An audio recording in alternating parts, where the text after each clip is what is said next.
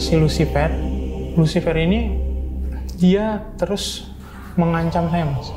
Kalau kamu masih terus membongkar tentang gereja setan, Intinya seperti itu ya. kamu akan sengsara di dunia. Saya diperlihatkan tuh anak istri saya digantung yang benar-benar kayak orang leher digantung gitu. Oh. Ini saya lagi sakit dan nggak kuat juga megang HP, jadi emang agak ngeblur tapi. Jadi kayak ada bayangan yang ada tanduknya gitu ya. Nah itu bang.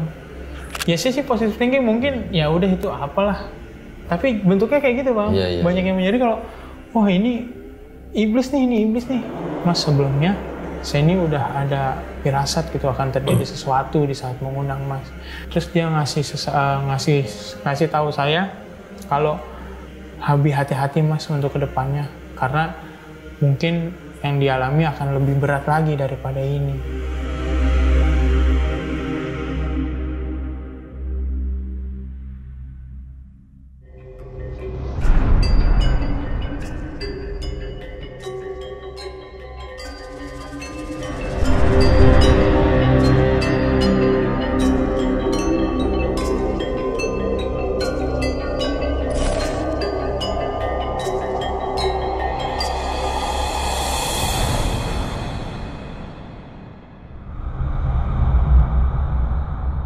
Setiap orang mungkin pernah putus asa, pernah berada di titik terendah.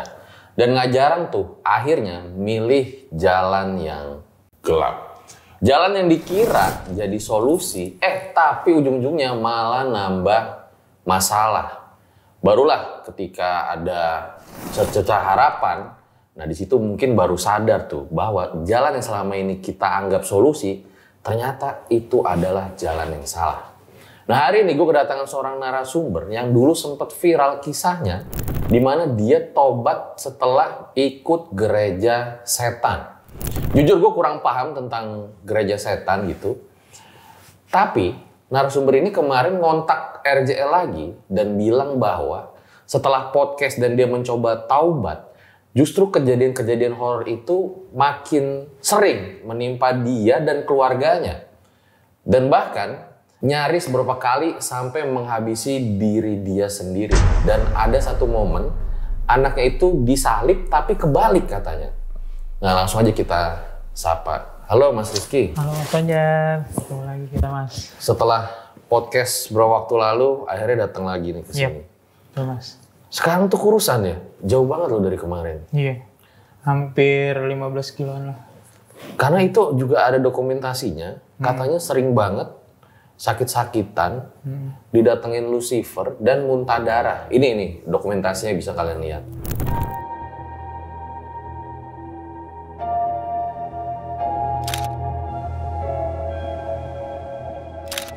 Itu yang kejadian anak disalib kebalik tuh gimana Mas?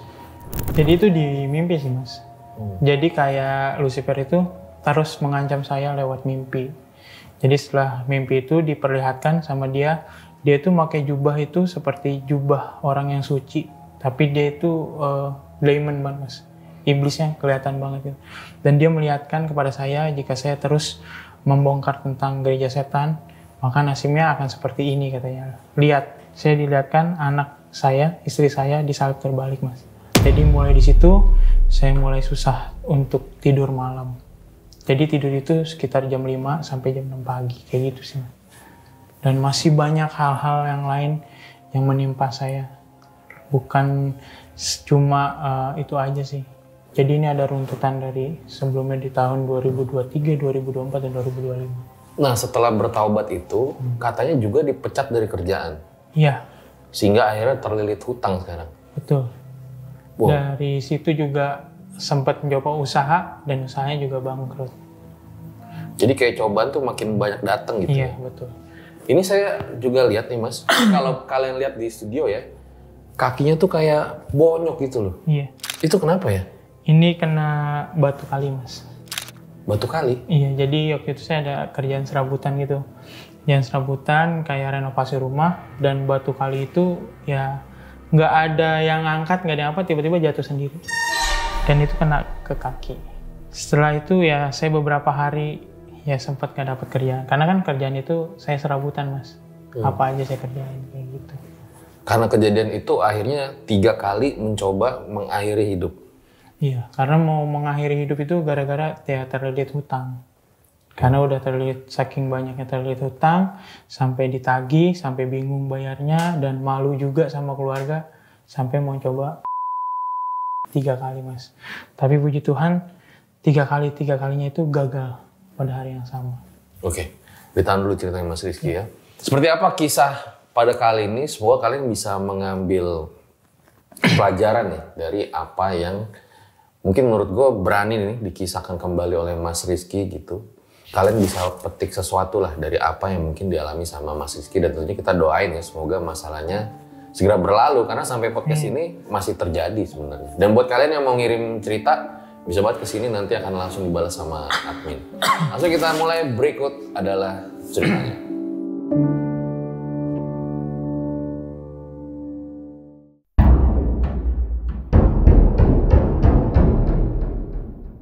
Ya seperti biasa guys, kalau di Erjal nggak ada narasumbernya, kita suruh tambah-tambahin ceritanya. Ya Mas Rizky, boleh diceritain apa yang ingin dibagikan kepada para Lang dan Erjal Satset? Iya, mungkin ini adalah masa-masa tersulit saya Mas, ya kan, yang saya alamin, dan puji Tuhan juga saya percaya gitu, setiap proses yang saya lewatin, saya berjalan bersama Tuhan itu. Walau kalau bisa diceritain Mas, sekarang ini setelah saya kehilangan pekerjaan saya Mas, kalau boleh cerita dikit tentang pekerjaan saya tuh melakoninya itu udah cukup lumayan lama Mas di perusahaan ini.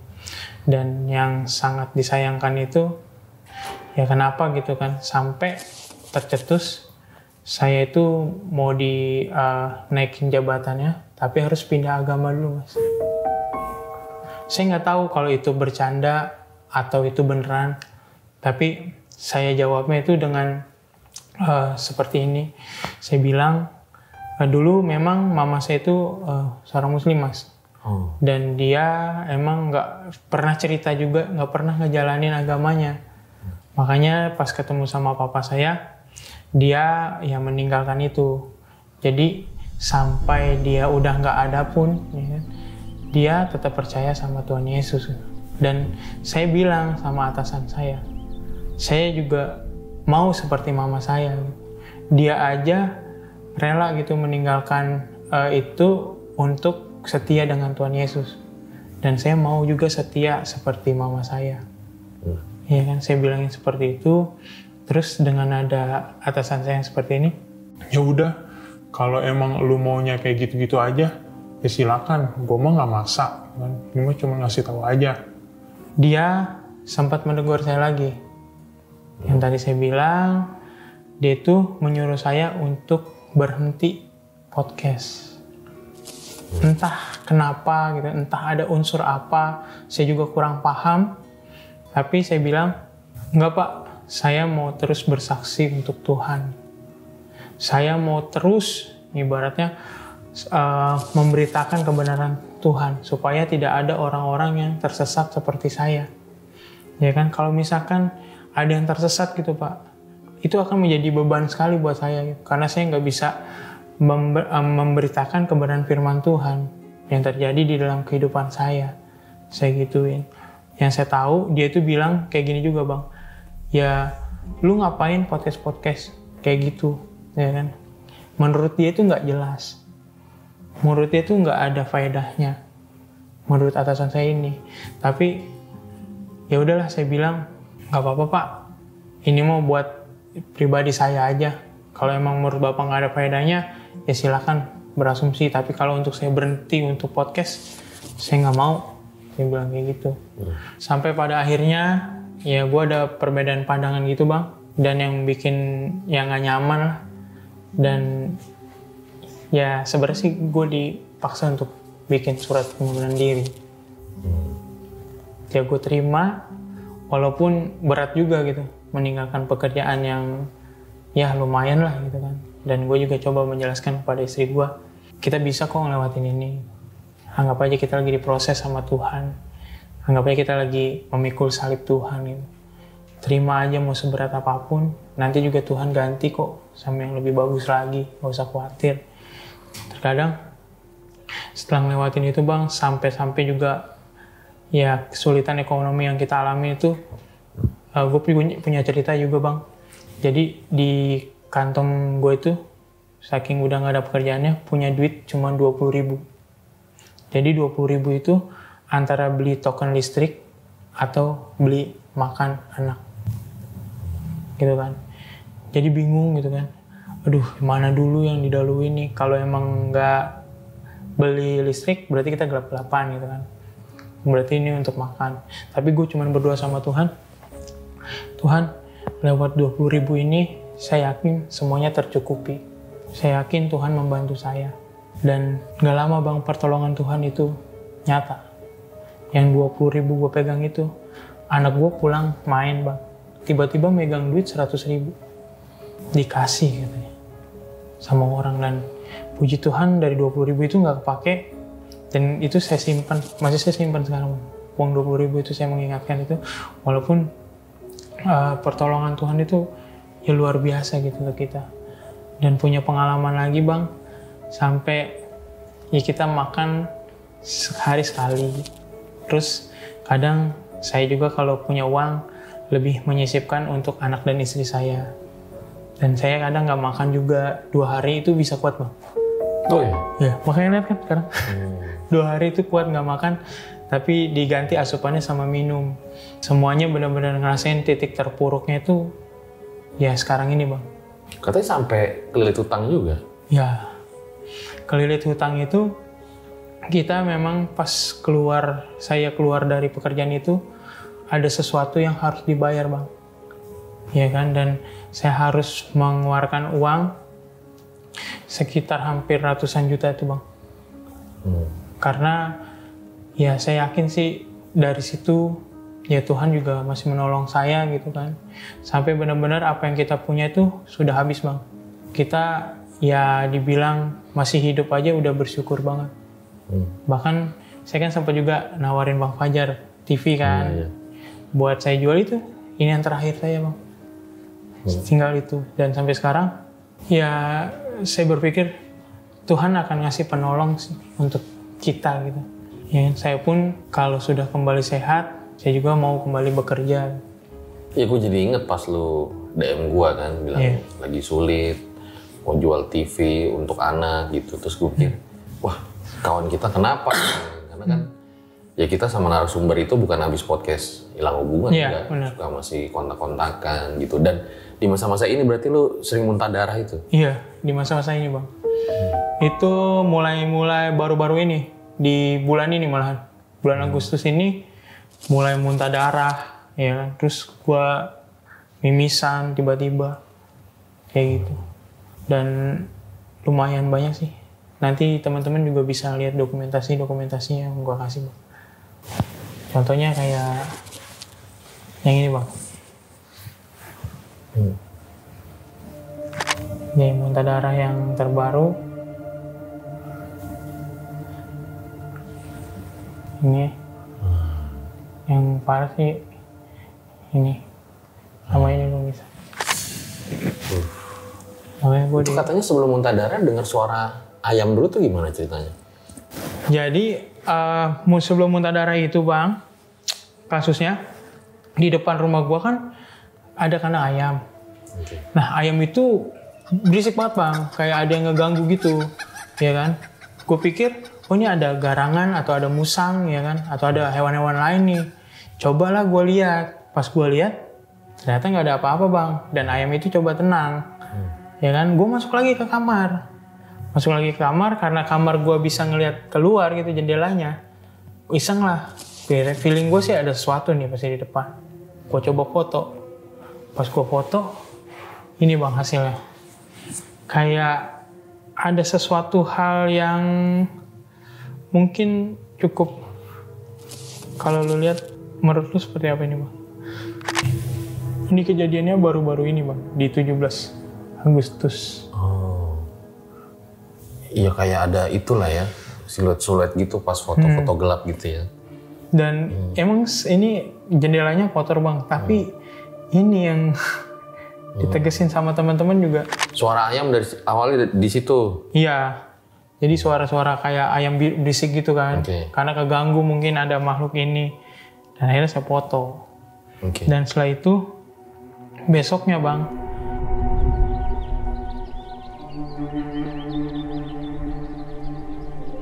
kan saya habis muntah darah, mimisan, saya minta pertolongan Tuhan dong.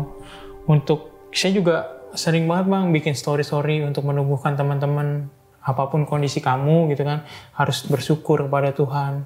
Karena lewat Tuhan lah yang bisa menolong kita gitu kan.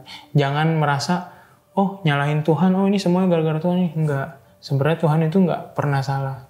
Yang salah tuh di dalam diri kita, udah mendekat belum sama dia. Kayak gitu. Nah ini Bang, ini pas hari Senin siang-siang Bang, gue habis update status ya kan. Nah, di kaca. Oh, iya. Dan setelah itu, udah mulai badan itu udah nggak karuan Bang rasanya, nyeri di mana-mana, ya, mulai sakit. Kalau yang lo didatengin Lucifer, sosoknya kayak gimana tuh? Wah, itu sih sosoknya serem banget Bang. Seperti yang gue disamperin di saat pertobatan gue itu Bang, yang gue ditarik-tarik. Mungkin teman-teman bisa lihat podcast itu. Itu bentuknya abstrak. Dibilang iblis itu lebih serem dia, karena dia emang demon banget gitu Bang.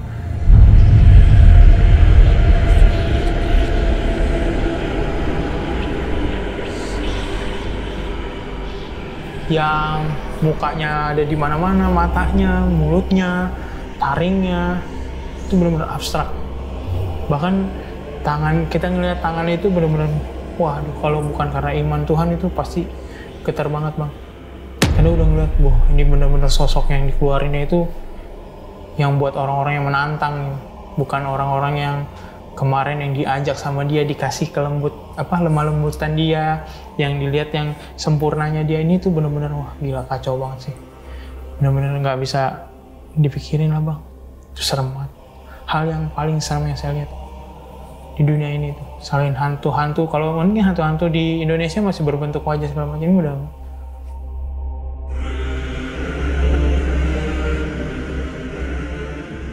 Nah, awal mulanya sendiri kejadian ini tuh gimana Mas? Abis podcast tuh? Jadi awal mulanya itu di 2023 Mas. 2023 gangguan itu mulai muncul, kayak mulai nyata gitu. Yang tadinya cuman mungkin mimpi-mimpi atau diganggu cuma ya sedikit kayak bisik-bisikan, tapi ini benar-benar diperlihatkan langsung. Kayak di suatu malam di 2023 itu kami masih ngekos Mas. Ya namanya kosan itu bentuknya itu kayak pas buka pintu langsung kamar dan sama kamar mandi aja. Jadi ruangan itu kita gunakan untuk menaruh barang-barang seperti kulkas, semuanya numpuk di situ Mas. Jadi posisinya kasur, lalu kulkas, lalu pintu, kayak gitu. Nah di suatu malam Mas, saya ingat banget di pertengahan malam, posisi kan saya udah tidur. Ini cerita dari istri Mas, bahwa dia ngelihat sosok bayangan hitam yang cukup mengerikan sih Mas. Dikira tuh cuman ya udah nih apa gitu kan. Ternyata pas tinggalin lagi, bayangan hitam itu mulai ngejatuhin itu Mas, barang-barang yang ada di atas kulkas saya. Karena kan kulkas saya satu pintu, diginin ada yang jatuh juga ke bawah lantai.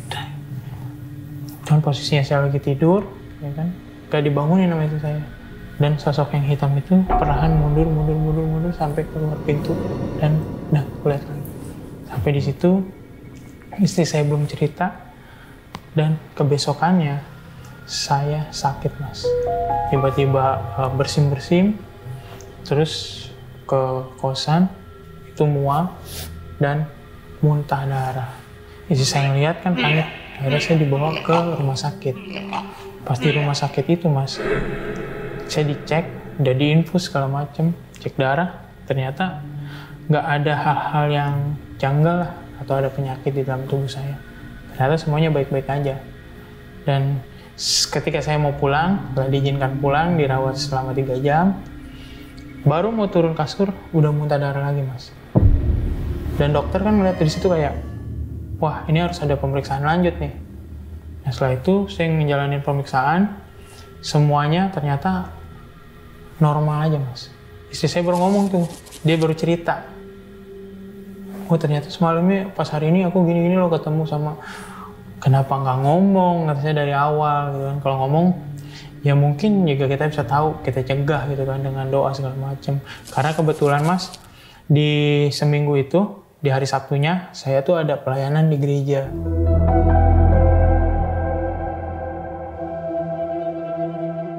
Jadi setelah dirawat beberapa hari, akhirnya saya boleh pulang, diizinkan pulang, karena saya yang meminta untuk dokter. Dan saya juga ngeyakinin dokternya, dokter, kiranya saya boleh pulang nih dok, saya minta untuk pulang karena saya ada pelayanan. Dan penyakit saya ini bukan penyakit yang biasa. Karena saya tahu penyakit saya ini adalah kiriman dari iblis lah gitu, yang nggak senang sama saya karena saya mau pelayanan di gereja. Pada akhirnya, setelah dokter juga meragukan saya untuk pulang karena takut gimana-gimana, akhirnya kita berdoa bareng-bareng Mas. Karena kebetulan dokternya juga Kristen, kita berdoa, dan setelah berdoa, saya cuma yakin lagi, akhirnya di Sabtu pagi saya boleh pulang. Setelah Sabtu paginya pulang, Sabtu sorenya pelayanan, setelah menjalani pelayanan, ya kan, puji Tuhan, berjalan lancar semuanya, dan setelah selesai itu, ternyata ada satu jemaat yang nyamperin saya, dan dia, kalau bisa dibilang, saya juga nggak tahu siapa dia, saya nggak pernah kenal, kita nggak pernah ketemu, dan baru ketemu itu, dia langsung ngomong kayak gini, Mas sebelumnya, saya ini udah ada firasat gitu akan terjadi sesuatu di saat mengundang Mas.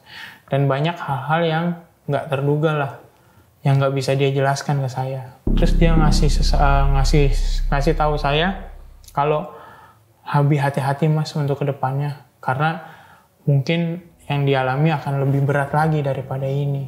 Dan setelah kita pulang dari kosan, gangguan itu masih terus.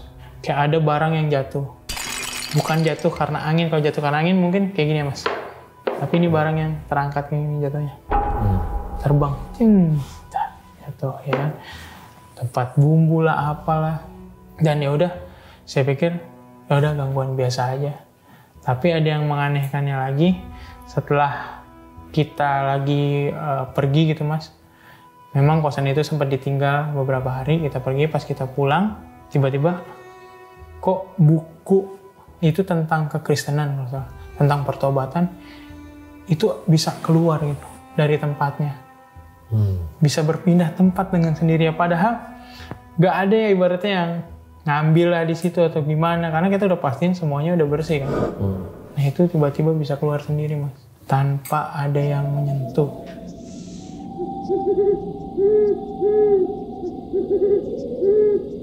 Setelah kita ngekos selama 1 tahun, nah kita memutuskan untuk pindah dulu nih, ya kan, sambil nyari kos-kosan yang layak juga gitu rumah, karena kita mau ngajak anak kita.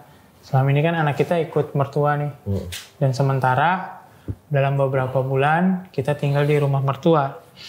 Dan di mertua saya Mas, itu juga saya lagi tidur mengalami mimpi di tahun, saya ingat banget 2024 awal. Mimpi itu ketemu sama si Lucifer, ya. Lucifer ini dia terus mengancam saya Mas. Dia bilang kalau kamu masih terus membongkar tentang gereja setan, intinya seperti itu ya, kamu akan sengsara di dunia ini. Saya diperlihatkan tuh anak istri saya digantung yang benar-benar kayak orang leher digantung itu, yang udah nggak bernyawa gitu, udah gelayutan sama saya. Dan itu membuat saya kayak saya masih menguatkan iman saya, coba sampai saya mati gitu, saya terus mau berperang sama kamu, nggak akan saya kasih celah kamu buat menundukkan saya gituin. Ini mah cuma ancaman biasa, saya mau terus ikut sama Tuhan, saya nggak mau meninggalkan Tuhan, saya mau terus bersama Dia sampai akhir hidup saya kayak gitu. Dan pada akhirnya saya terbangun, lalu ya saya berdoa Mas, berdoa sama Tuhan, minta perlindungan.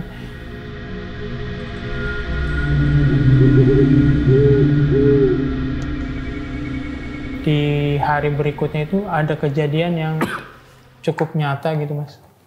Benar-benar real banget. Ini di saat saya di rumah mertua.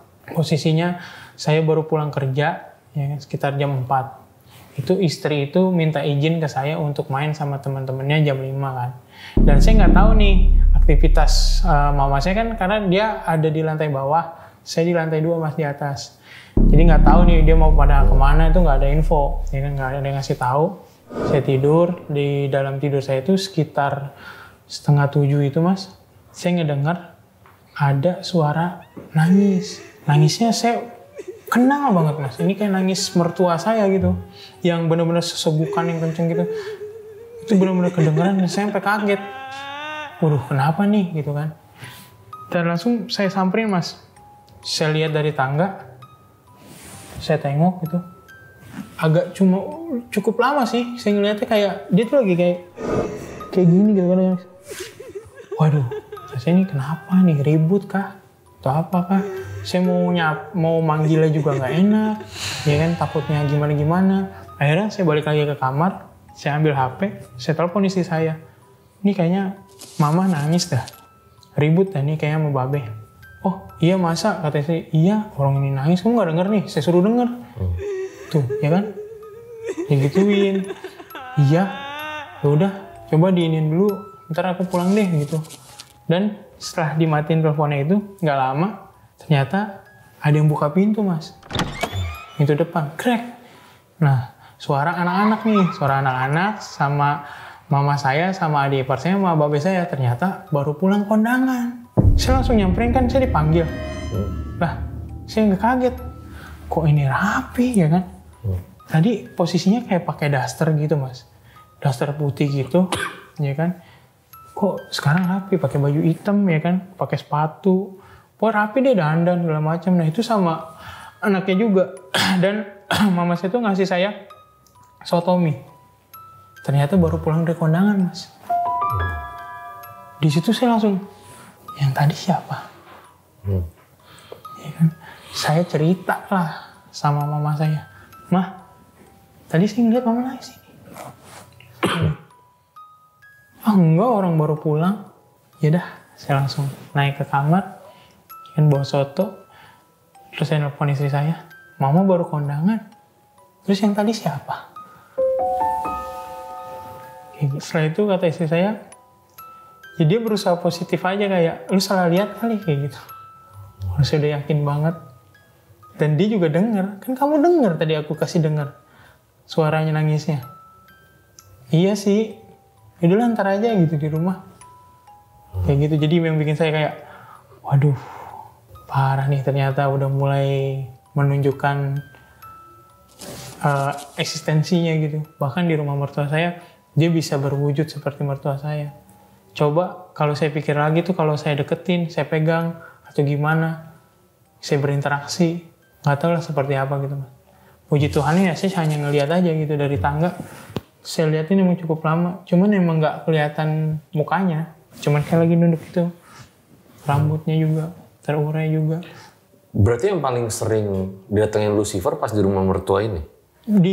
Paling sering itu di saat saya di mana-mana, pas saya tidur. Pokoknya di saat saya terlelap, saya tidur, itu pasti ada aja sekelibatan lah. Ada yang bangunin saya lah dengan hal-hal setan segala macam. Kayak gitu Mas. Jadi posisi mereka ngincarnya di saat saya tertidur.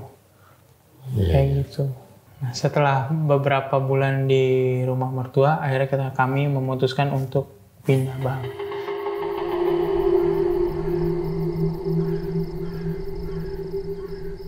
Jadi setelah kami pindah Bang ke rumah yang baru, dan rumah kami itu posisinya kamar saya sama kamar anak itu berdempetan Bang. Cuman kamar saya itu bisa ngelihat keluar karena ada jendelanya juga, dan kamar anak itu bisa ngelihat ke dapur. Jadi ada seketika suatu malam Bang, berjalan beberapa minggu kami tinggal di situ. Itu anak itu Bang seperti ngelihat saya gitu lagi di kaca lagi kayak gini. Lagi nempelin muka dan kayak gini. disangkanya saya lagi bercanda sama dia. Posisinya itu jam 11, jam 12. Padahal saya itu bang lagi tidur sama istri. Dan anak saya ini ngomong, ngapain Dad? Gitu. Sampai saya nggak direspon, akhirnya dia buka pintu, dia masuklah ke kamar saya. Dan dia bilang sama istri saya, Mam, Dedi ngapain itu? Hah? Dedi tidur? Begitu kan? Enggak, itu di jendela. Ini Dedi tidur. Langsung anak saya diem bang, kayak garuk-garuk gitu. Garuk-garuk bingung. Terus istri saya mencoba menenangkan suasananya ya. Jadi kayak, yaudah tidur lagi. Salah ngeliat kali. Ya kan, makanya berdoa gitu ya. Sama istri saya. Dan setelah itu bang, berselang beberapa minggu kemudian, nah anak saya ini ngalamin lagi sesuatu hal yang aneh bang. Sesuatu halnya itu, jadi sekitar jam 2 pagi bang.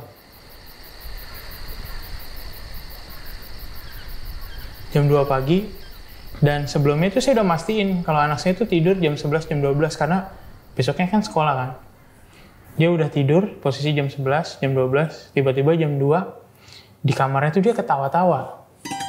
Dia ketawa-tawa kayak lagi main sama seseorang lah. Setelah itu, dia keluar dia manggil-manggil. Ku, gitu. Mau kemana ku? Nah, dia itu bang, mengiranya dia lagi main sama Kuku. Kuku itu adiknya dari istri saya. Nah, dipanggil-panggil sama dia sampai keluar. Dan itu kalau nggak saya cegah, dia itu mungkin keluar bang. Untungnya posisi di gembok. Jadi udah buka pintu tengah, udah mau lari itu anak. Mau kemana Chan? Gitu kan. Itu kuku tuh keluar. Kuku keluar. Iya. Orang kuku nggak ada, nggak nginep. Orang posisinya juga memang nggak ada bang dianya. Dianya lagi di rumahnya gitu kan. Dan langsung saya kasih tahu juga, udah tidur. Perasaan sih udah, waduh diganggu lagi nih ya kan. Udah tidur, doa dulu sebelum tidur. Saya kasih tahu, tadi doa nggak? Enggak. Ya itu yang bikin tadi Ican ngigo kali. Saya bikin kayak gitu aja saya bilangnya. Ya kan? Karena posisinya ya benar-benar kayak lagi main bang. Kayak main berdua gitu, taktik gitu. Dan setelah itu, belum nggak lama bang, berselang beberapa hari lah, 2 hari atau 3 hari gitu, saya ingat banget. Itu bang di tembok saya keluar kayak cairan gitu, ada banyak lah. Kayak mungkin teman-teman tahu kayak ini ya, bocor gitu bang. Tapi cairannya ini kental. Cairannya kental, saya coba toel begitu, saya pegang, merah bang, kayak darah. Itu ada beberapa bagian gitu. Lebih lah dari 5 atau 6 apa berapa gitu, agak lumayan banyak. Dan saya pikir ini apa ya? Ya kan? Kok bisa kayak ada getah kayu yang warna merah gitu? Padahal posisinya di rumah kami nggak ada gitu, pohon yang tumbuh di atas genteng itu nggak ada.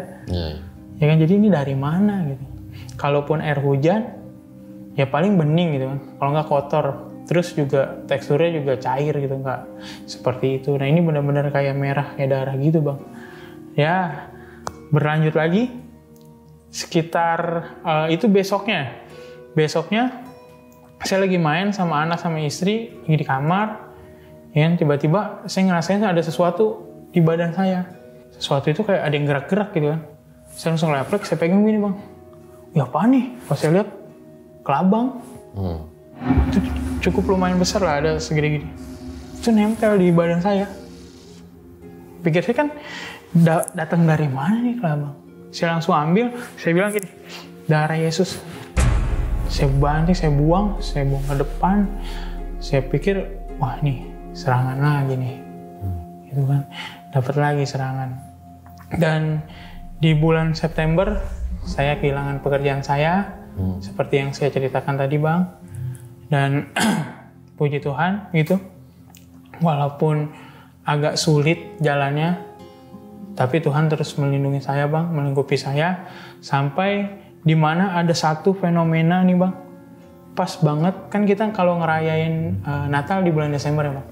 Ini momen yang cukup besar juga buat saya gitu, untuk merayakan Natal. Dan emang kebetulan Natal itu di gereja kami kan belum punya gereja sendiri. Iya. Jadi masih numpang lah di salah satu gedung gitu. Dan di situ Bang, kita lagi Natalan, lagi kusu-kusunya merayakan momen Natal. Saya juga lagi berdoa gitu. Sebelum kita naik ke pujian itu, kalau di kami itu pujian itu lagu yang agak ngebeat gitu Bang, yang agak happy gitu. Itu lagi berdoa dalam nama Yesus, haleluya, amin gitu kan. Setelah amin, musik mulai kan. Nah, saya lagi tepuk tangan. Nah, tiba-tiba tuh Bang, di sebelah itu mimbar itu ada yang joget-joget. Iya Bang. Wah, jogetnya asal banget. Kata saya ini emang penari dari sini atau gimana? Tapi saya tegesin lagi Bang, pakai jubahnya hitam. Ternyata bukan manusia. Itu joget-joget sambil ngeliat simbol-simbol gitu, nunjukin simbol. Dan tarian itu Bang, yang saya ingat, tarian itu pernah saya lihat di gereja setan. Dan saya pikir kan, apa mata saya, penglihatan saya. Saya coba tanya dong sama istri saya, kamu lihat gak? Mana itu orang yang joget-joget itu siapa sih? Nggak jelas banget gitu kan. Nggak ada. Waduh, udah mulai aneh nih kan. Berarti yang lihat cuma saya. Ini udah pikir saya nih udah pasti gangguan lagi nih. Waduh, doa lagi dalam nama Yesus ya kan. Terus memperdalam diri saya supaya tiada iblis yang bisa masuk ya kan di dalam diri saya, tiada iblis yang bisa membawa saya kembali dalam nama Tuhan Yesus. Darah Yesus menyucikan, darah Yesus menyembuhkan ya. Darah Yesus memutus rantai segala macam roh-roh kejahatan. Setelah saya melek, udah nggak ada lagi Bang. Ya kan benar udah nggak ada itu dia, udah nggak tahu dia di mana atau gimana. Yang pasti saya percaya itu si iblis. Itu benar-benar wah kalau dibilang serem-serem Bang. Tiba-tiba orang ada yang joget gini kan di luar apa ekspektasi dari teman-teman semua yang ada di situ pelayanan. Jadi itu dia beda sendiri, benar-benar aduh. Itu ternyata iblis itu mau mengganggu saya lagi.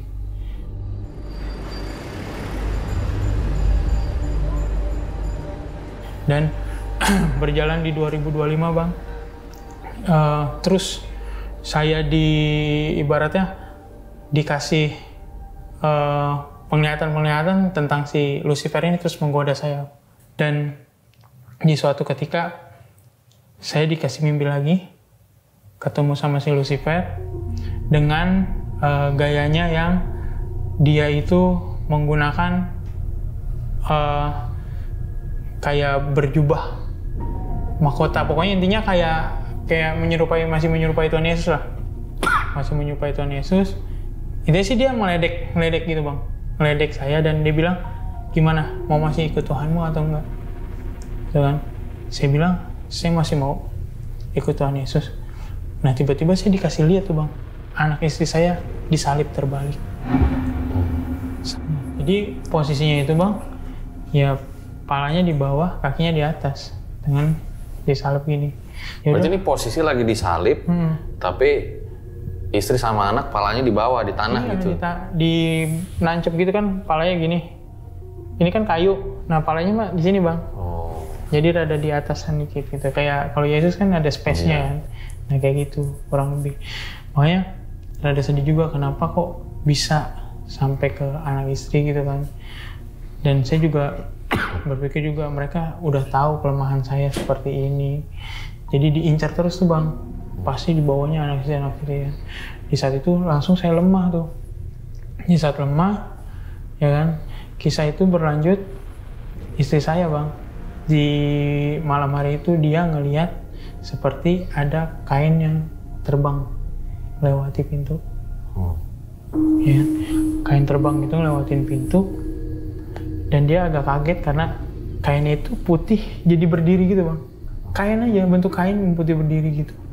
Terus istri saya kayak mau bangunin saya, cuman nggak bisa. Kayak keerap-erap lah kalau kata orang zaman sekarang. Kayak keerap-erap gitu. Jadi di situ saya juga ngeliat istri saya kayak, kenapa? Gitu. Saya coba, kenapa? Kayak kaget. Enggak. Dan dia tuh ceritanya emang nggak langsung hari itu Bang. Pasti ceritanya di kemudian harinya baru dia bilang, ternyata malam itu.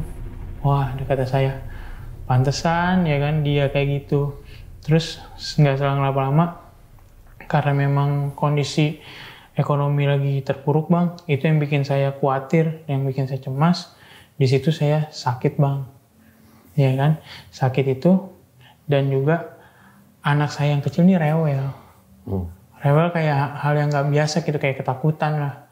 Dan saya menyarankan untuk anak dan istri saya untuk tinggal dulu di rumah mertua nih, nginep dulu lah gitu, biar saya di sini sama anak saya yang pertama. Dan feeling saya bener tuh bang, di depan pintu itu kayak ada yang merhatiin saya.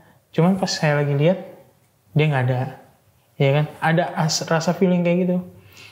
Ya udah, terus saya coba ambil HP saya coba foto bang. Ada beberapa kali foto, ternyata pas saya cek ada bentuk ini bang di pintu. Ini saya lagi sakit dan nggak kuat juga megang HP, jadi emang agak ngeblur tapi. Jadi kayak ada bayangan yang ada tanduknya gitu ya. Nah itu bang, ini saya udah yakin nih pasti ada kiriman dari mereka gitu. Soalnya kan kadang ya suka ada bayangan-bayangan gitu kan, mungkin yang di tembok. Yang di tembok atau gimana, makanya ini kelihatan kok. Tapi bukan bias cahaya itu. Bukan. Kalau menurut saya sih, ya saya sih positive thinking mungkin ya udah itu apalah. Tapi bentuknya kayak gitu bang. Iya. Banyak yang menjadi kalau, wah ini iblis nih. Gitu kan. Tapi ya mau itu siapapun, dia bilang kuasa Tuhan lebih besar. Saya masih meyakini itu bang. Dan dari situ bang saya ditawarin lagi. Saya dapat mimpi lagi. Pokoknya setiap malam itu saya tuh selalu dimimpin terus. Makanya itu hal yang bikin saya kayak buat berpikir untuk tidur di jam 12 sampai jam 5 atau kayak orang-orang normal gitu bang, normal. Itu tuh saya udah mulai sulit. Karena yang terakhir ini dimimpiinnya itu terkait dosa lama saya. Jadi si Lucifer ini bang berbentuknya cewek seksi. Dulu memang saya sudah mengakui dosa saya kalau sebelum jauh kenal istri saya atau masa muda saya bang, saya emang suka ya dibilang nonton porno lah gitu. Dan itu udah saya tinggalkan semenjak saya ke Tuhan, udah nggak menyentuh-nyentuh lagi. Dan diingatkan kembali sama si Lucifer itu bang, dan mencoba menggoda saya untuk, ayolah masuk lagi nih, ya kan, masih mau, ya kan, dulu kamu tuh gini nih suka nonton porno, dikasih lihat tuh dosa-dosa saya. Dulu tuh gini nih, dibikin ibaratnya kayak, oh, gue diingetin lagi nih biar gue balik lagi sama dosa itu. Nah kayak gitu bang, kata gue, waduh, dari situ bangun kayak langsung aneh nih ya kan, mosok kayak begitu lagi. Puji Tuhannya saya masih bisa nginget Tuhan gitu. Loh, tapi memang berbahaya itu, khususnya buat yang jomblo-jomblo ya. Nah, dan soalnya sekarang kan buka IG, buka TikTok, banyak nih. Kalau cowok kan cewek-cewek seksi semua. Nah, itu. Dan hati-hati tuh, siapa tahu mereka adalah bagian dari sekte si gereja setan itu bang, yang mencoba menggoyahkan iman kita. Makanya kita lanjut lagi bang, kejadian-kejadian yang menimpa gue. Dan selama ini kan gue ini kerjanya serabutan bang, ya serabutan apa aja gue kerjain sampai dimana gue kena musibah yang sampai sekarang belum sembuh nih bang. Jadi cukup aneh juga nih bang, makanya gue ceritain. Ada tumpukan batu kali gitu di salah satu gue tuh kerjanya sekarang ya serabutan, bantu-bantu buat harian lah, buat makan anak istri. Nah gue lagi ngambil pasir bang ceritanya, ngambil pasir, batu kali itu udah tersusun dan berat itu jatuh bang, jatuh kena kaki gue dan kayak gini hasilnya. Yang tadi ya? Yang tadi, ya kan, itu pas gue lihat kirain ada orang iseng apalagi ngambil apa, ternyata nggak ada orang bang. Itu tiba-tiba jatuh kan nggak mungkin ya, kalau misalkan dipikir logika kalau hewan atau apa itu berat banget gitu kan. Dan setelah itu udah bang, gue nggak bisa kerja, ya kan, gue di rumah aja.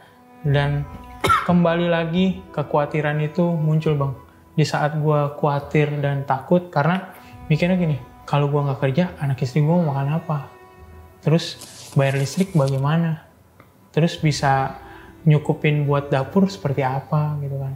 Sementara tekanan-tekanan itu ada kayak gue sampai sekarang kayak seragam anak lah, apalah, kebutuhan sekolahnya itu juga belum bisa terpenuhi kan. Jadi kayak itu jadi kekhawatiran gue juga bang. Dan di situ gue ngalami yang namanya muntah darah. Cuman muntah darah yang ini, yang pertama muntah darah lagi ini bang, cuman sekedar kayak dikit sih, kayak gini, yang keluar, ya kan. Dan sebelumnya itu di kejadian banget nih bang, baru di hari Sabtu ini sekitar tanggal 16. Jadi gue kan ada kondangan, nggak di rumah posisinya. Tetangga gue lagi beli sate. Nah tukang sate itu berhenti banget pas ngadepnya ke rumah gue. Jadi pas rumah gue emang posisi malam, itu lampu nyala. Lampu depan nyala, dia lagi bakar sate sekitar jam 11. Setelah bakar sate, dia ngeliat ke rumah gue bang. Kayak ada yang matiin lampu gue. Ya kan, kayak ada yang matiin lampu gue, dia langsung kayak panik gitu kan. Bakar juga kayak ketakutan. Akhirnya dia manggil nih tetangga gue yang beli, karena tetangga yang beli itu dia masuk dulu ke dalam rumahnya ngambil piring. Pak, teriak-teriak gitu. Kenapa pak? Digituin kan sate, kenapa bang? Ini pak, lampunya mati. Ada yang matiin gitu. Ada yang gimana lampunya mati? Ini mati, iya. Ngejetrek kali digituin kata tetangga saya. Enggak, itu lampu kamarnya nyala. Tadi saya lihat ada yang matiin. Orang nggak ada orangnya. Gitu kan. Orangnya tuh pergi bang, lagi kondangan, digituin. Wah langsung pada merinding di situ bang. Kejadian juga bang, pas malamnya itu. Ini berentetan kejadiannya bang. Pas malamnya itu, sekitar jam 2 pagi, ayam tuh berisik bang, depan rumah saya. Saya kira tuh ada ular, ada musang, atau ada garangan atau apa ya. Saya coba cek kan ke depan. Saya lihat, nggak ada apa-apa, ya kan. Terus ayamnya pas saya lihat itu mulai tenang, ya kan. Pas saya masuk ke dalam kamar tuh ayam bunyi, ya kan, kayak kelabang-kelabang gitu, ketakutan gitu. Akhirnya saya punya inisiatif, ini pasti ada yang aneh nih. Cobalah saya foto. Pas saya foto, munculnya ini bang. Percaya nggak percaya. Dan saya iseng juga buat SG gitu. Terus nggak foto ini. Ini bang, ada satu sosok. Oh. Iya, ini yang tadi diceritain ya. Iya. Jadi ada satu sosok yang tadi saya bilang itu, nah ini benar-benar kayak, waduh, kok ini gambar kayak wajah gitu kan? Iya. Bentuknya. Di antara kegelapan itu ya. Iya, dan entahlah apa saya berdoa tidak ada kuasa jahat yang bisa menyentuh saya gitu. Saya terus berdoa dan meyakini dengan iman saya. Dan setelah itu kan saya sakit bang. Iya kan, saya sakit. Ya diagnosanya DBD, ya kan. Terus juga muntah darah itu pas dicek itu ternyata nggak ada apa-apa, nggak jadi apa-apa lagi sama saya. Berarti lo ngalamin kejadian-kejadian yang menurut lo di Nurul itu masih sampai kayak tadi, yang di studio tadi ya? Masih ya? Masih ngalamin juga bang. Tapi lo kan juga ke dokter gitu. Cepet nyoba nggak kayak, apa namanya kan, lo pasti banyak tekanan nih. Pusing, stres, depres gitu kan. Sempet nyoba nggak cerita-cerita ke temen lo gitu, yang deep talk lah gitu. Kalau untuk cerita lebih mungkin ke istri sih. Istri ya? Lebih ke istri. Kalau cerita untuk ke teman mungkin ya hanya tahu kondisinya aja. Kalau ke istri kan lebih ke deep talk. Karena yang saya percaya sekarang yang saya punya itu ya istri aja sih bang. Iya. Gitu. Makanya kalau lagi kayak gini kan lagi terpuruk. Ya jangankan ya teman aja mau pada kemana gitu bang. Maksudnya bukan ngarepin juga sih. Kalau dulu kalau bisa bicara tentang pembahasan ya di saat saya kerja atau gimana ya teman mah ada gitu kan, saat punya pasti banyak. Tapi kalau lagi kayak gini hilang semua gitu. Dan puji Tuhan juga di luar sana juga masih ada yang peduli juga gitu bang. Sampai sekarang juga kayak bersyukur gitu kan. Karena saya yakin lah Tuhan adalah penolong yang hidup, itu dia nggak bakal biarin saya kayak gini-gini terus gitu bang. Saya juga. Tapi kenapa sih lo menurut lo gitu, lo sering mimpi-mimpi Lucifer? Apa lo masih keinget trauma yang dulu gitu? Jadi setelah saya rentetkan itu bang, dari dulu itu yang jadi masalah saya itu tentang kekhawatiran bang. Nggak bohong lah kalau kita secara manusia itu nggak khawatir, nggak ketakutan di saat anak istri saya kelaparan gitu kan. Terus saya nggak punya penghasilan. Yang itu yang bikin jadi serangan si Lucifer ke saya. Dari ekonomi gitu bang.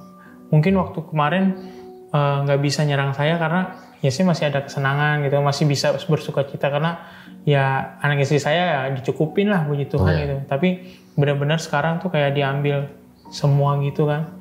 Tapi saya yakin sih saya bisa berjalan sama Tuhan gitu. Dan Tuhan juga nggak bakal biarin saya tenggelam. Coba aja bro, sambil misalnya beribadah juga, tapi mungkin sekarang lebih banyak cerita juga. Siapa tahu dari cerita-cerita itu bisa membantu lah, ada makin banyak jalan keluarnya gitu. Berarti sekarang kerja serabutan ya? Serabutan. Oke, nanti gue ajak freelance ya di sini ya. Oke bro? Siap bang, makasih banyak. Yang penting semangat, lu jangan pengen mengakhiri hidup sendiri, jangan. Iya. Hidup masih apa ya? Masih banyak yang bisa digali lah. Betul. Apalagi umur-umur selu kan. Masih panjang lah. Kayaknya saya yakin sih bang, badai ini bisa berlalu, ya badai ini bisa berlalu dan kalaupun saya udah kembali sehat, udah fit lagi, udah bisa lagi, ya saya juga pasti akan mengusahakan segala sesuatunya untuk kebahagiaan istri. Karena stres sama depresi itu bikin sumber penyakit juga. Iya betul. Di tubuh tuh. Nggak, lu perlu healing ke Sungai Mudal deh, cobain dah. Sungai Mudal di mana tuh bang? Itu di Kulon Progo itu airnya biru tuh bro. Wih, kayaknya. Tapi jangan datang pas weekend, rame, jadi butek. Nggak tahu daki orang kali ya. Tapi kalau hari biasa biru dia. Waduh. Sejuk-sejuk. Perlu mendekatkan diri ke alam juga deh. Betul bang. Ya, oke jangan galau-galau bro ya. Siap. Tapi terima kasih banyak.